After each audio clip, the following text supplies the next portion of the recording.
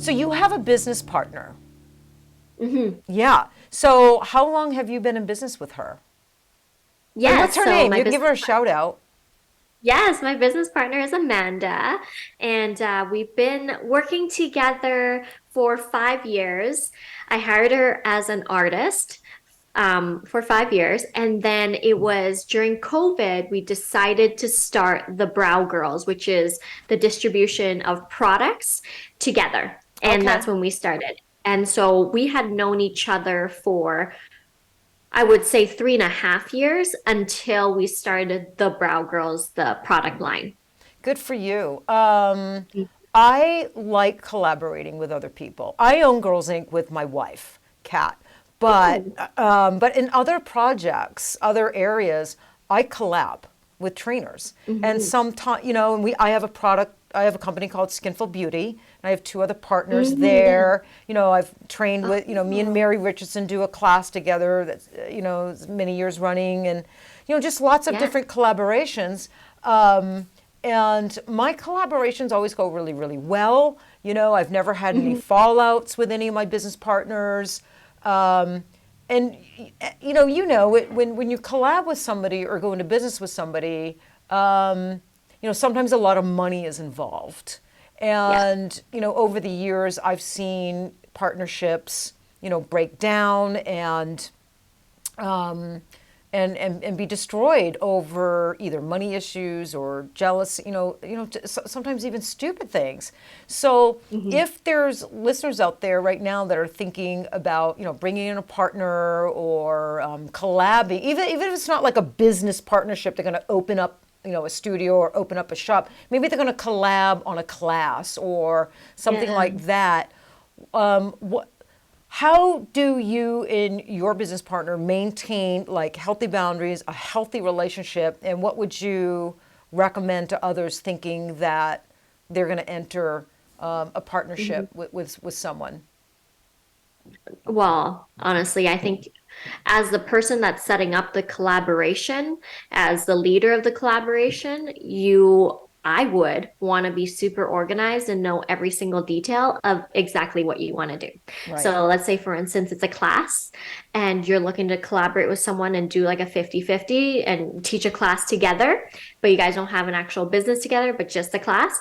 I would want to lay out exactly what your duties are in this class and what her duties are in this class, and basically just have everything super organized and laid out so that there is no miscommunication when it comes to like you didn't do this, you were supposed to do that, I was expecting you to do this, and so forth, right? So communication is key, and that organization is definitely key. And then for us, like having a contract in where it protects both of us, a contract that is where it's a partnership contract and it's clearly labeled what is the money share in what we're going to share and gain off these profits, so that there is no miscommunication again with money. Because a lot of times when it comes to collaborations, I would say money is a big factor in why collaborations don't work. And then the next one is feeling like one person is doing more versus the other. Yeah. And so these two factors, when you have the money all cleared up and you have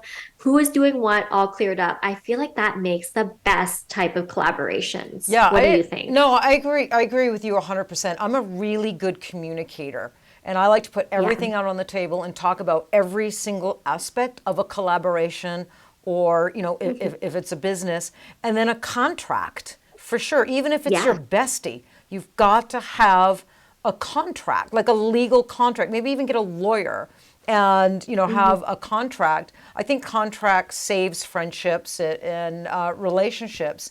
So yeah, and sometimes I think some people get a little uncomfortable because it's their friend, and so Yeah. they don't, they're a little uncomfortable bringing up the fact, look, I want to do, I know we're best friends, but I want to do a contract.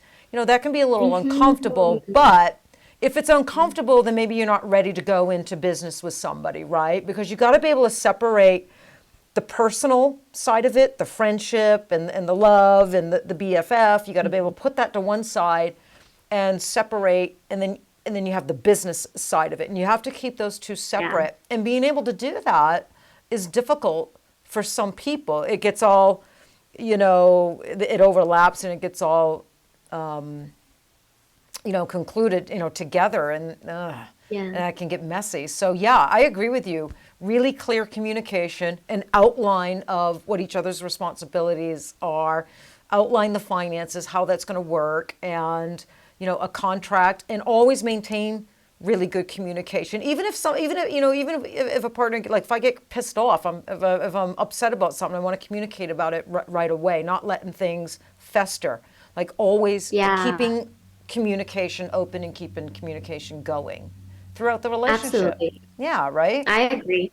And I would say that, with Amanda and I, Amanda's such a great business partner, and our personalities just mesh so well because we are both very logical. And so when it comes to emotions, the emotions is a little bit off to the side, but Yeah. we're more logical type of business people and thinkers. Yeah.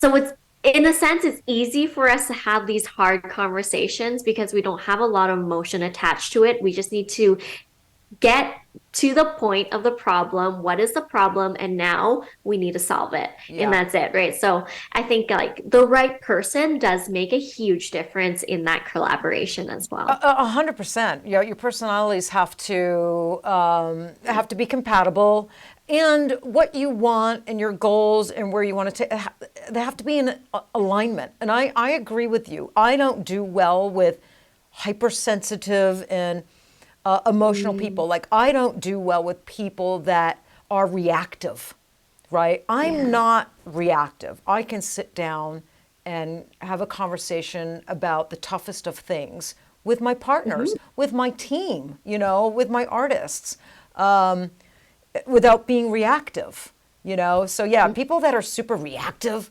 they make me a little uncomfortable, and I'm not going to collab with someone, with that kind of personality. So Yeah. you're right. Someone who's logical, sensible, maintains composure, and can talk about the most difficult of situations maturely, with Mhm. respect and grace. Yeah, because those points of contention are going to come up in a Yeah. business relationship, right? They're going to come up. Just like a Mhm. marriage, like any other relationship, they're going to come up, and how you address them will determine if it's going to be a successful partnership or not. Yeah. Communication is so key. And honestly, as being an only child, it's something that I constantly have to work on. It's not easy for me to be uh, around people, talking to people. I'm so used to my little sheltered self. So communication is always something that I don't know if other people have to work on, but I know for me, I have to read books on. I Mm. have to actually work on it. And so it's such an important part of being successful in your business. Yeah, but you know what? I like how transparent you are. You're really candid and transparent about that. So I like that. It seems to me you have a really good insight of who you are, what your strengths are, what your weaknesses are, what you have to work on, and I'd like to think that I have that same healthy insight, and I'm able to Yeah.